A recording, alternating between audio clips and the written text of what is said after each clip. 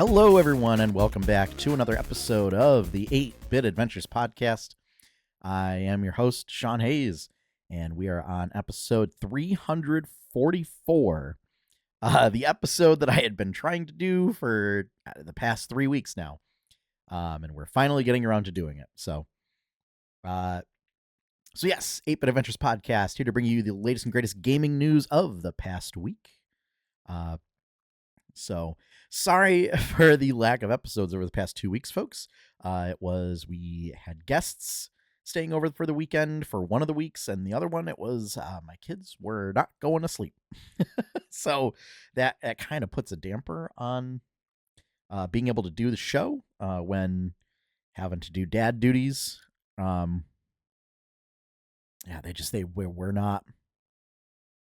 not going down.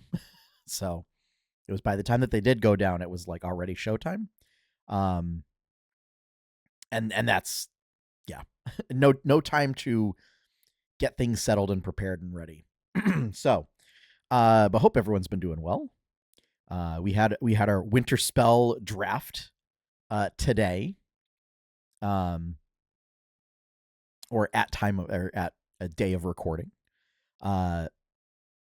And yeah, Winter Spell's a fun set to draft for Lorcana. And I'm not just saying that because I went 3-0. It's sort of accidentally drafting into an aggro deck, which like you would think wouldn't work for limited, but we also the booster packs that we got were very heavy in uninkables and items, which are not great for limited. And so my deck basically revolved around cheap inkable cards, almost no items, and like a whole bunch of evasive cards, and evasion is king in limited. So and I started out just like picking cards that I need for constructed to save me from having to pick them up on TCG Player. And then I kind of accidentally fell into what ended up being a good deck. So I shout out to all my fellow players. We had fun. It was a fun day. And walked away with a whole bunch of decent cards. Nobody opened an enchanted today, sadly, but it's fine. So we have a bunch of news. These are all topics from this week, so we did not have to dip into any of the previous news topics over the past couple of weeks because I had those as well. It's been quite an eventful 3 weeks of news, folks. So again, these are all from this week. And it's been a busy week. And yeah. Whew. So, without further ado, we're going to get right into this week's news topics.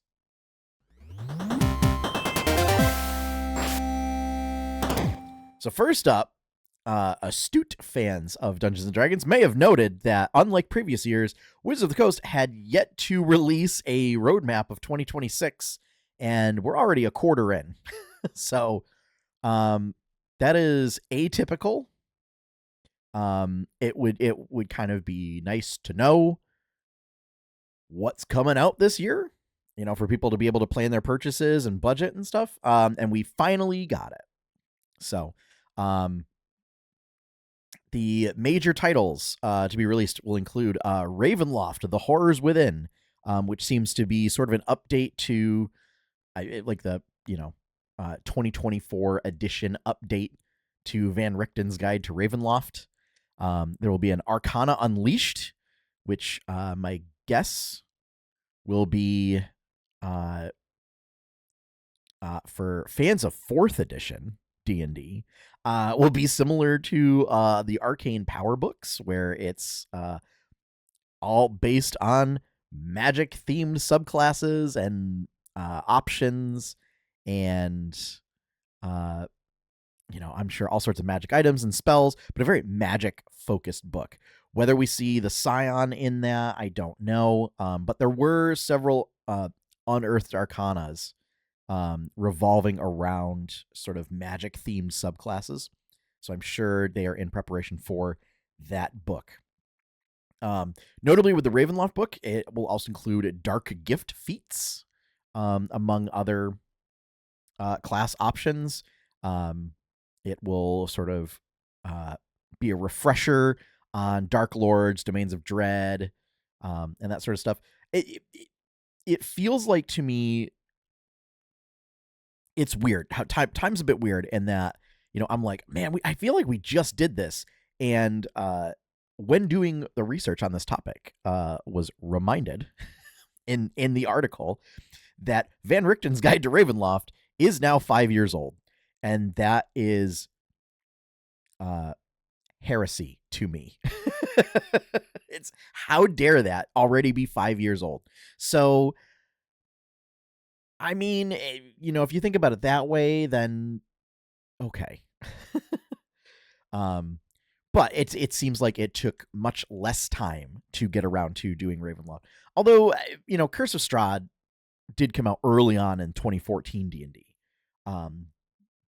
But like a proper Ravenloft book in general came very late into the life cycle. So just seems, it makes me wonder if we're going to see a bunch of stuff put out, because we've already gotten an Eberron book. And like we're getting Ravenloft. I wonder if we're going to start seeing more of these essentially updated source books on a much faster cadence than we got before. Especially if they're embracing like this multiverse strategy instead of just going all in on Forgotten Realms. So I don't know. Who knows, folks? Maybe they'll take another crack at Spelljammer and not royally mess it up this time. With culturally insensitive depictions, and perhaps, actually doing something with vehicles. Which, also shout out to the Eberron book for actually doing that stuff. Like, but, I would also love to see, like, perhaps an update for, like, Ghosts of Saltmarsh. That actually had vehicle rules and how to use them. So, yeah. There will also be Deadfall, which is a Wizards of Red Thay adventure book. Kind of tying in with Arcana Unleashed. Reference cards are coming. So, took them a full year to make reference cards. But they are coming. And it seems like they're also embracing this season model, which I don't know how I feel about. But it looks like this summer will be the season of horror, which will include Ravenloft. And then there's a season of magic. Or rather, it looks like Ravenloft comes in the middle of Season of Horror and Season of Magic. And then Arcana Unleashed comes in the middle of Season of Magic and Season of Champions. And Season of Champions will include some sort of yet-to-be-announced book. So that should be exciting. I think the thing that I'm most excited to see is more Bastion stuff. Heroes of Faerun and Eberron Forge of the Artificer did a great job at introducing like new Bastion elements. So I'm really excited to see what stuff comes of that. Much more so than like, magic items are fine. I think as more magic items get published, like they either get weirder and weirder, or there's like power creep. And I would rather just have like more utility stuff than just like make big numbers go burr. But also make it, make them impactful and have utility. Uh, so yeah. And more integrations with third-party publishers is planned. So, both of the Ravenloft Horrors Within and Arcana Unleashed are when I saw was like in the $60 price range. So still standard book range. Deadfall is like in the $30 price range. So it might be a smaller book. I'm honestly kind of surprised that they haven't gone back to doing like soft cover releases. Like they seem to definitely move away from that starting in 4th edition. But 3rd edition, there was a ton of like soft cover books. And that helped keep the price down. So I don't know if they just consider them like a luxury product and they would rather push people to D&D Beyond to do digital instead of soft cover. But I don't know. I know for me in particular, reference cards, this will be a big thing. Would have been great to have them this year for running after school D&D, but had to make do with making stuff up myself. So yeah. But yeah, I'm excited to see. I actually really liked Van Richten's Guide to Ravenloft. I know it's a very controversial book. Not because it did anything objectionable aside from irritate diehard fans who thought it was woke or not gritty enough.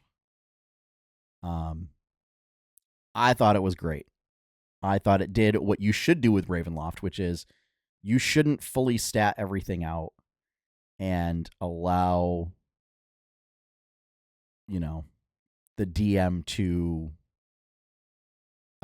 sort of fill in the holes for mysteries or intentionally leave them blank. Like have them be mysterious. So yeah, we'll see.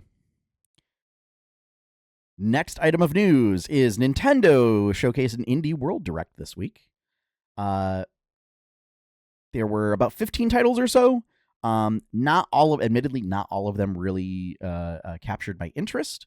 There were some in particular that did. Those include My Little Puppy, which is a game where you play as a puppy that has passed on and is trying to reunite with their owner after their owner has passed on. So I've heard that it is a game that will make you cry. So I'm not excited about that, but it's a game that looks like it was lovingly made and made with respect to I guess the lead developer's own pets. Moonlighter 2. I played a lot of Moonlighter. I streamed Moonlighter, in fact, and got pretty far in it. I don't remember if I finished it or if I just like finished all the dungeons and kind of did that thing. Moonlighter 2 looks great. It ditches the pixel-ish art style in favor of more polygonal art style. But it's still kind of a very stylized art and design. But same gameplay. Is you do dungeons to put stuff in your backpack to then sell in your shop, and it's sort of that gameplay loop. But I guess the story starts off with some extra dimensional entity destroys your village, and you and all the rest of the villagers have to relocate and start fresh. And that is, I guess why you as a merchant adventurer have an important job. Minishoot Adventures, Nintendo Switch 2 edition. So I'm not familiar with this game, but I saw it. It's like playing Zelda with a bunch of little tiny spaceships. I really liked the art style. Like it had a very clean, kind of as if Zelda was like hand drawn art style to it, and that just really appealed to me. So that seemed pretty cool. And Blighted. So Blighted is not necessarily a game that I am interested in picking up, but it's by, oh geez, I had their name written down. But it's by the Guacamelee team. Blighted developer, Drinkbox Studios.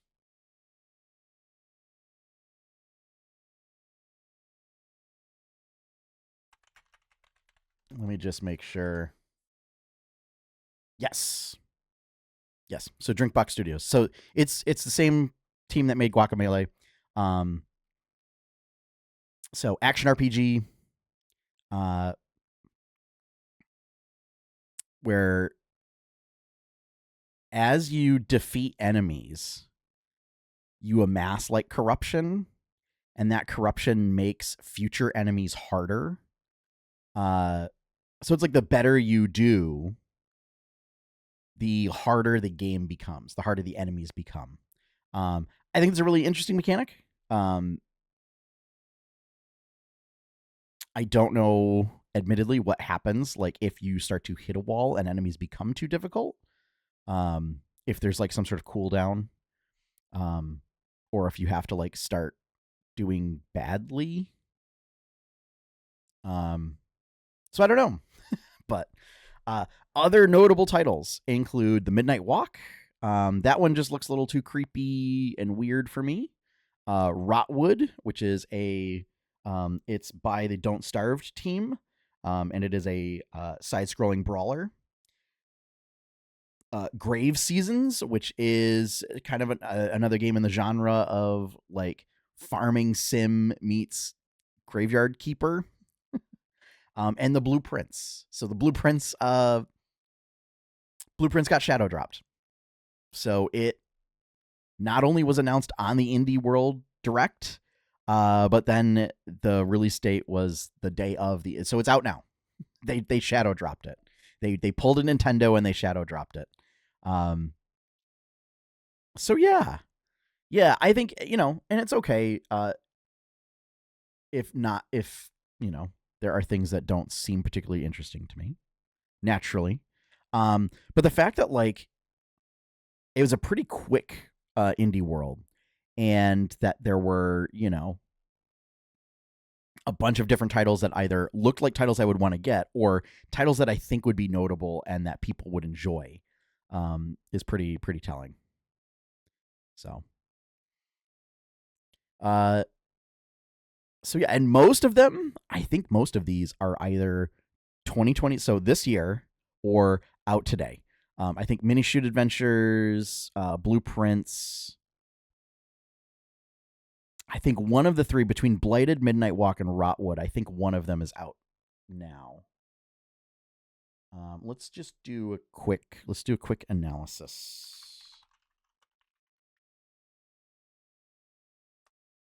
Blighted's release date is fall 2026 for Switch 2.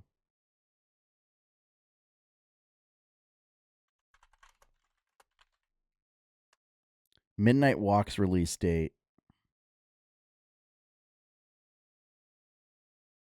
is for Switch 2 is going to be later this month, so on the 26th of March.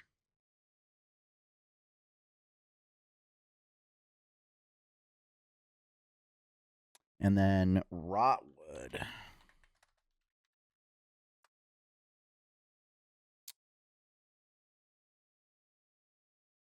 There it is. Oh, wait, nope, that's Steam. Oh, nope, yeah, so Rotwood was the one, out now. So Rotwood, Blueprints, and Minishoot Adventures were like all shadow dropped that day. So, yeah, if any of those interest you, go check them out. So next up, Ravensburger announced so the next sort of co-op, not really expansion, but like co-op like mode, standalone version of Lorcana. So in the vein of Palace Heist and I'm drawing a blank on what the Ursula one was.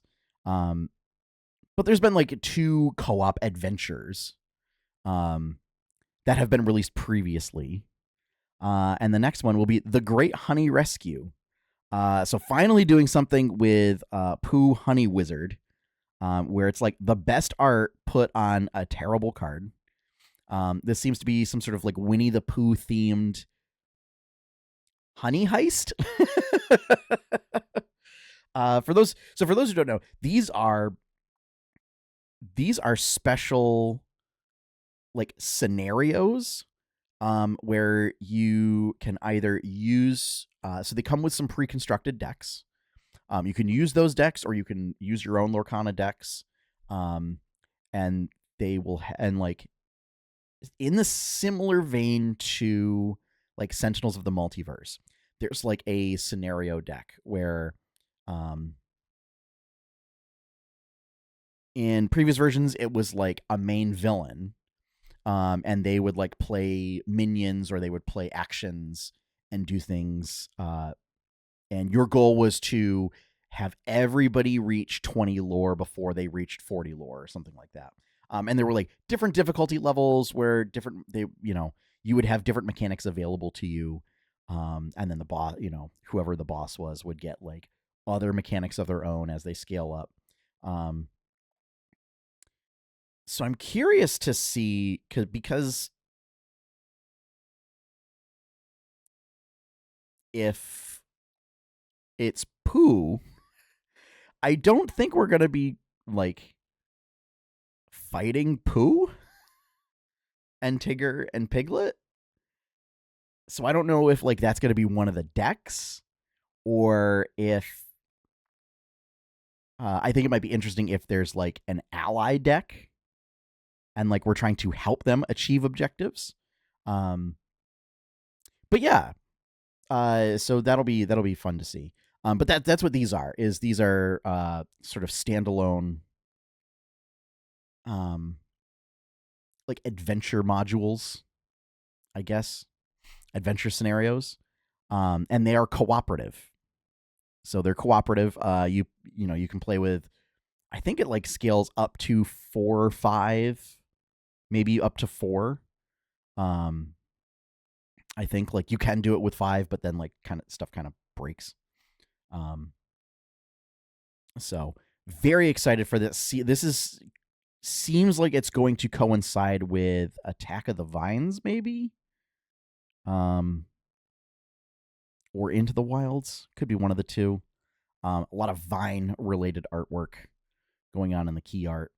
But I'm sure there's going to be more formal information about this. All the imagery is based on like photos that people took from I don't remember which convention it was announced at, but it was literally like photos of like the product boxes, or like parts of the slideshow, just detailing quick facts about it. But yeah, so another co-op adventure coming for Disney's Lorcana. And this one, I cannot overstate, like, Pooh Honeymancer has been in the game since, like, I want to say set 2. And it was, like, the best art. The art was so good. And then they put it on, like, a vanilla card that never saw any play. And everybody felt really bad about it. So I'm glad to see that they're actually doing something with these characters. All right. Next up, IGN and other outlets report that Nintendo has sued the U.S. government over the president's newly ruled unlawful tariffs. They're citing that these tariffs specifically delayed the Switch 2's release and therefore caused them financial harm, and are seeking repayment with interest. Now, I think if anybody's got a shot, at this, it's probably Nintendo. Um, we'll see how this goes. So a point of contention, since I saw this originally on the Nintendo subreddit, and some of the commentary was about how, well, how does it matter, because those tariffs were paid, and they were paid by the consumers, because the cost got passed on onto consumers. So the thing to keep in mind is tariffs are paid by the company that imports the goods. Okay, so Nintendo paid those tariffs. Now, what most companies did, if they could afford to do it, was they increased the prices of goods to, again, then pass that cost on. However, they still paid it. Okay. What reaches the consumer is just higher prices of goods. So it's like it is a tax, but it's a tax on the importing businesses. Now, or on consumers if you are importing a good directly from a business, kind of a thing. So this is a case where Nintendo would, in theory, be entitled to repayment of those tariffs. Because again, they were ruled unlawful, which, anyone could have told you from the get-go. So anyway, felt that was worth noting. And at some point, we can't really ignore a lot of, I try not to ignore when things come up that are overtly political, because it should not be ignored. We try and keep this related to gaming on this podcast, but this is something that is impacting every industry, and also every person. So this is just another long, or another item in the long list of problems that the U.S. government has caused. So, you know what? Here's hoping that Nintendo takes them to task, so that somebody will. All right, in happier news, Pokemon Pokopia was also released this week. It's a little farming ish. It's a sim game. It's like a farming sim game, where you play as a Ditto, and you befriend other Pokemon and get abilities from them that you can use to basically help rebuild the area in the game. Admittedly, I have not played it yet. It has been on my list of things to do. We were hoping to pick up a physical copy, but everywhere around me is sold out. And then I found out that it's a key card anyway. So we'll be playing it tomorrow. I'm very excited for it. And I think my son will be very, very excited to play it. But it already will have its first limited time event next week, which will feature Hoppip and its evolutions. The hope is that by limited time event, it's not like a one and done, but rather it goes like the Animal Crossing route, and these might be recurring at a particular time during the year.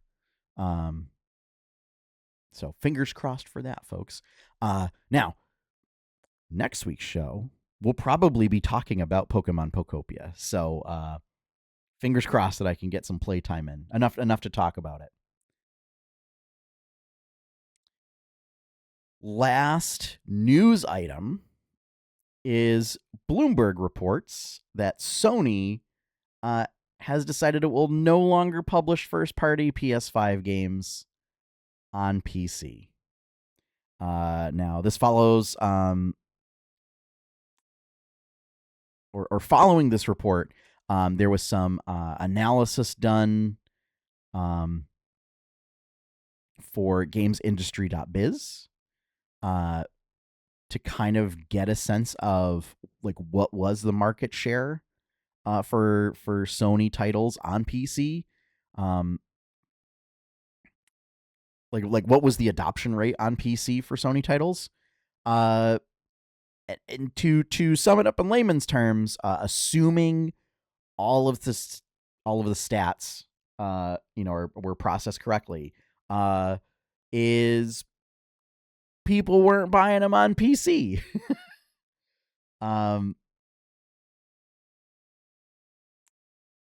Yeah, is that they had low adoption rates.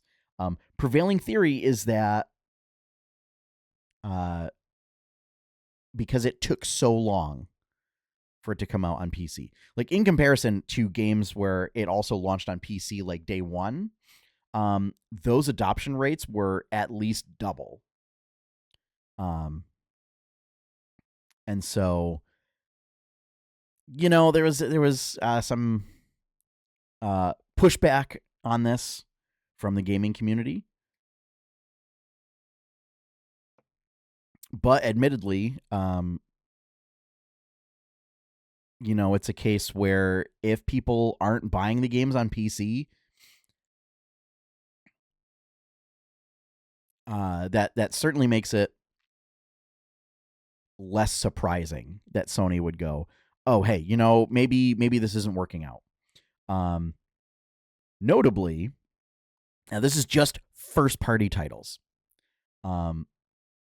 In contrast, is Square Enix has come out and said, oh, hey, yeah, it turns out we actually we make a lot more money if we do cross-platform releases, so we're going to do that. So I know, for example, it would be very surprised to see, Final Fantasy exclusivity on PS5.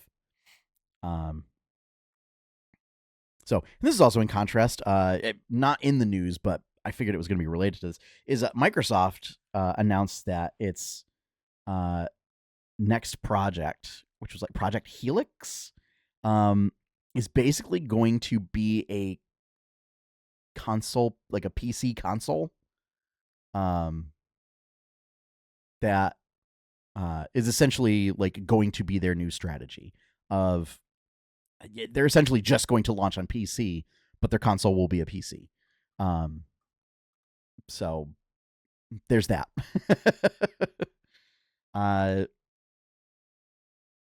So yeah. What this means is, in the future, if you are hoping to play first-party PS5 games, you're going to have to get a PS5. I don't know. I think maybe Sony saw how well Nintendo's doing with the Switch and Switch 2, and I don't know, maybe that's a little bit part of it. Is that that that they want a little bit more of that action, I guess. But I mean, the big I was actually shocked at the low adoption numbers. But the main theory behind it is, yeah, that when you take years to port to PC, for these titles, that a lot of the hype dies down, and that by the time it comes to PC, people don't care anymore. So, yeah. Yeah, I think if they were really serious about it, they would do multi-platform releases, or at the very least, like do it like 6 months, and not 4 years later. So, so yeah, that is the news for this week. We are already running a little bit long, so we're gonna just do kind of a quick recap of World of Warcraft Midnight.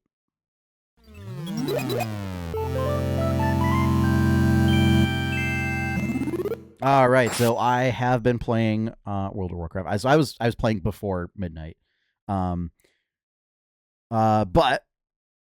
I got the Epic Edition. Okay, I didn't get it for the early access. It's before anybody gets on my case about that. I don't get it for the early access. I get it for all the other stuff, and it just happens to have early access included. So I did take advantage of it, but yeah, so I will admit I have not finished the campaign yet, as I spent most of early access just farming skins and fish to make some money. But so far, I think the campaign so far is a mixed bag. I think Eversong was great, Zulaman was great, Erator's quest was great. I think Harandar very clearly was cut content from the War Within, and stuff got shuffled around, and then they reworked some stuff to throw it into Midnight. And it kind of doesn't... It didn't work for me. Like, I think if it were part of War Within, it would have made a lot more sense. But it's just also, like, doing it right after Zulaman felt like I was doing the same story twice in a row. Of like, you're an outsider, you're not welcome here. We're going to have to, like, you're going to have to prove that you can be here. And we're, seeking to stop outside forces. And oh no, there's a force from within. So, yeah, that might be getting a little too into spoiler territory. But I'm going to leave it at that. So I haven't done Voidstorm yet. I'm excited to see what happens in that zone. I think as far as a lot of the side quests have been pretty good. I think the main thing is reworking Eversong Woods and Zulaman into modern zones. They did a great job. So it's kind of, once again, the art team is doing a lot of the heavy lifting. Boy, oh boy. I mean, story-wise, mixed bag. Gameplay-wise, still getting used to ability pruning. Like, they cut down Beast Mastery, which it did not need to happen. Like, Beast Mastery was already kind of a simple spec to play. Like, it had a simple enough rotation, and then they reduced it even further. So it's largely just like mashing 3 buttons. So I don't know. I don't know if I like it. It just, like, it feels like it needs a 4th button. And it definitely, a lot of the commentary from many classes, not just Beast Mastery Hunters, feels like outside of your main cooldown, it feels bad. So, like, for Beast Mastery, like, your main cooldown is Bestial Wrath. It just feels like outside of Bestial Wrath is you're not doing a whole lot. Like, you can absolutely, like, go ham on using your buttons, and, like, it feels like it's like steady, but steady weak DPS. And then you hit Bestial Wrath, and then all of a sudden, like, it feels like it just eats right through enemies until it fades, and then you're back to, like, hitting the punching bag.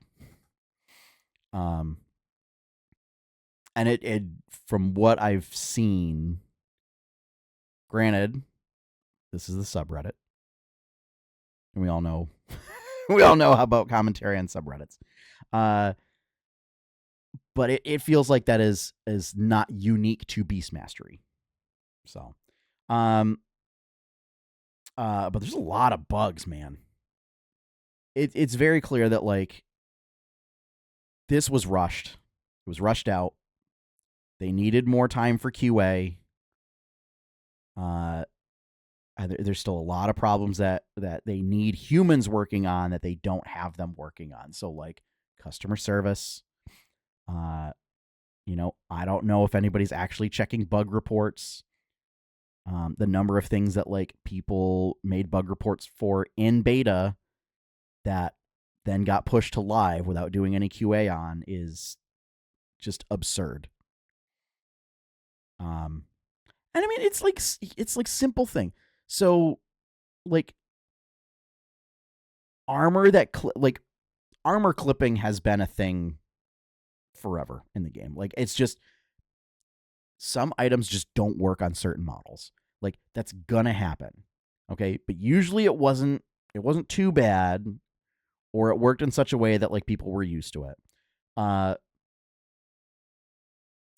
Harendir are added as an allied race, and it seems like there was no QA done. That like they use a night elf skeleton for their models, but like they made them thicker and beefier, so you have armor that's rigged for night elves that like clips completely through their bodies. it's like it's bad. And they gave them tons of customization. They had to disable their druid travel form because it seems like either they didn't actually have one set up,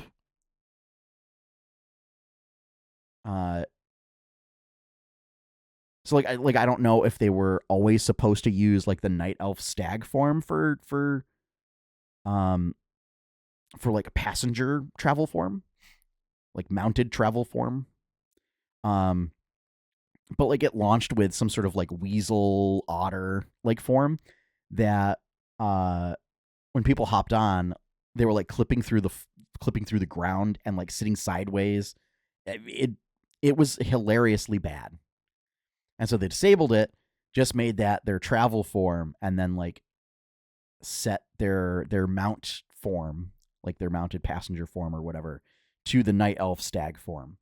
And it's unclear whether that was the intention all along, or if like this is a fix for an issue that was likely reported on and they didn't do anything about.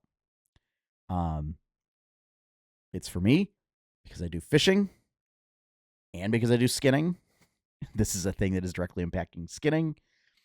There is a common fish, okay, called a gore guppy.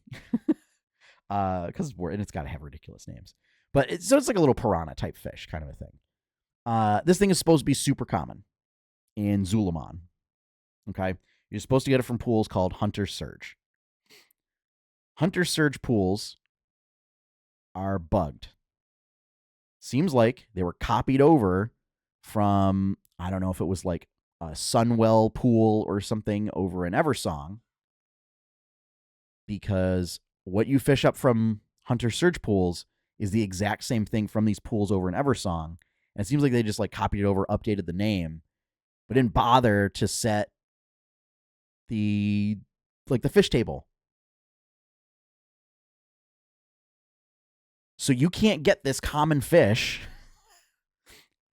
anywhere, and it's required to make these like lures for skinning to get these like epic quality items that are needed for crafting. And so you have common fish that are selling for like 400, 450 gold on my server, which is, I don't know what the prices are in comparison to other servers, but gore guppies are outrageous because nobody can get them when everybody should have them. It's just like, what's going on? And like, I can only submit so many bug reports, and they just get more and more detailed each time. I've submitted 2 so far, and I feel like I'm gonna have to keep submitting them like every couple of days to just be like, this is a problem. This is a problem. These are the exact fish that drop from this pool. These are the fish that should be dropping from this pool. This is likely what happened. Can you fix this? Since this is not just impacting skinning, but also fishing.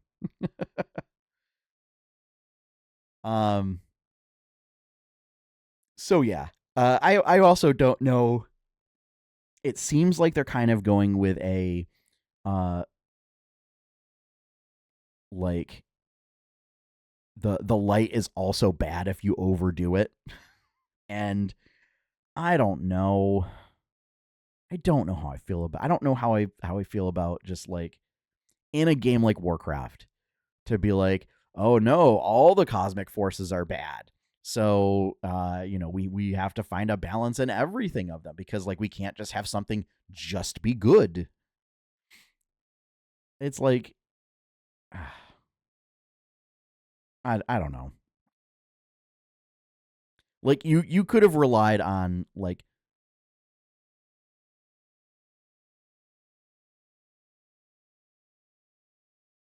I don't know. It just felt like there were certain truths, and now, especially with Shadowlands, they broke a lot of those truths. Um, it's just like okay, cool. I guess the Titans are bad now. The light's bad. Like order and goodness are bad, or rather, like the light represents conviction, uh, instead of goodness. Um, you know, now it's like they're talking like, oh, maybe the Naru are bad, and it's like, come on, can we not do this? It's like the world's about to get consumed by void forces. Like there is, we don't like that was already enough. And honestly, you Blizzard actually did a great job at showing like how desperate the situation became in like the intro quests for Midnight. Um, so I don't know. I mean, it was I'm having a great time with housing. And Zulaman was a fantastic zone. Like they did a fantastic job with that and like tying it back to like Burning Crusade and like the Zulaman raid. Um so like they can do it. They are capable of doing it.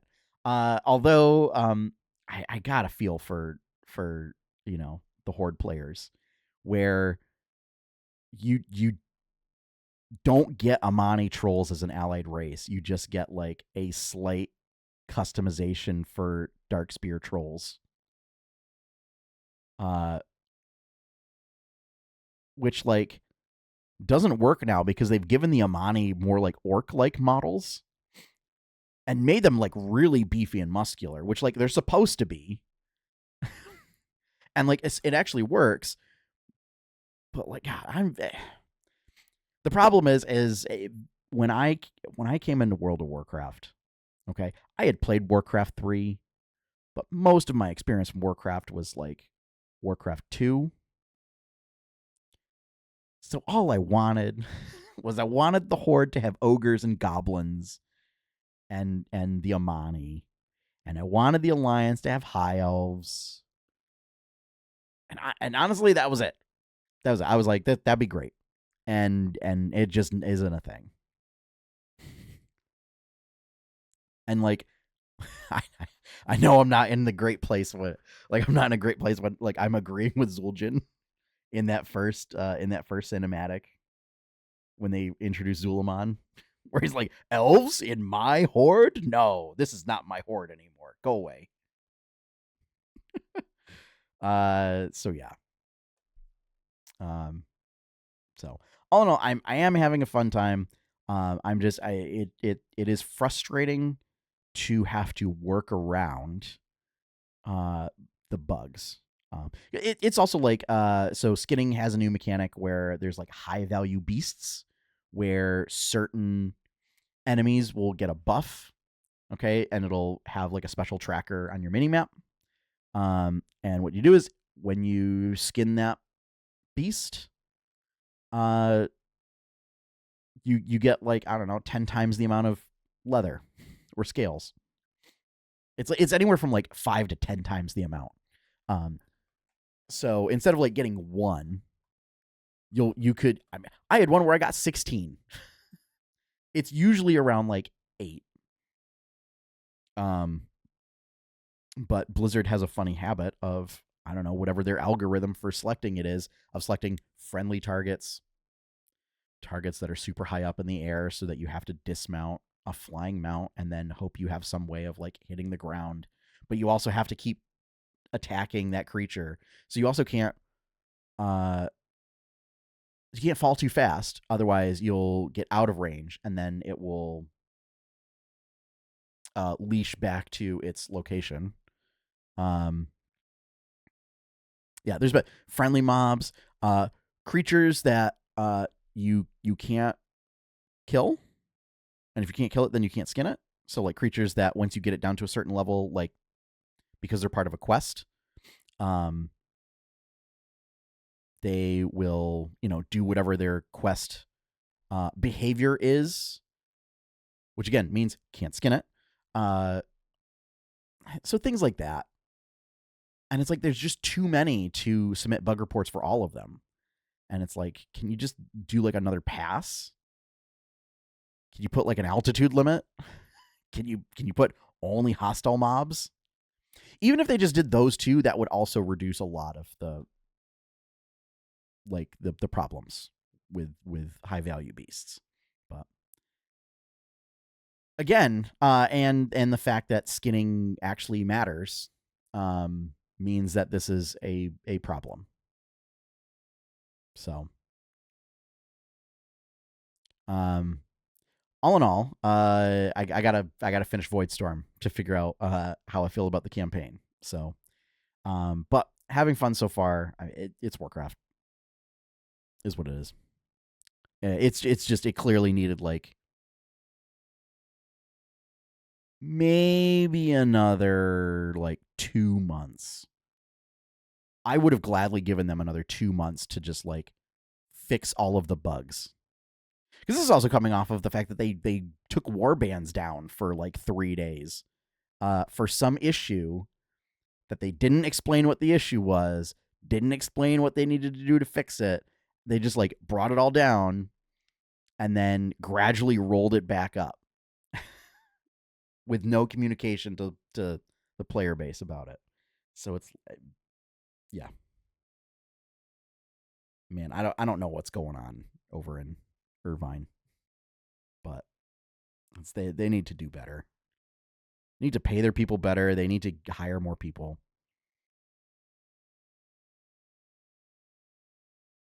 So,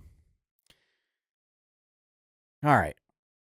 That is going to wrap things up for our show this week. Thank you all for joining me. I know this is a little bit of a longer episode, but had a lot to cover, and we might as well have a longer one after being off for 2 weeks. I mean, our last show was beginning of February, so it might have just been a month. So, with that said, if you want to see more content from 8-Bit Adventures, be sure to check out 8bitadventures.com. If you want to help support that content, you can become a patron over at patreon.com/8bitadventures. Big shout out and thank you to all of my current patrons. Thank you for keeping the lights on. It really is a big help. Every little bit helps, folks. So thank you. Our opening theme is One Up by Professor Shy Guy. You can find his work over at professorshyguy.bandcamp.com. And with that, I'm signing off because it is getting late and I still have to put this episode up. So, as always, have fun, happy gaming, and enjoy your pie cake.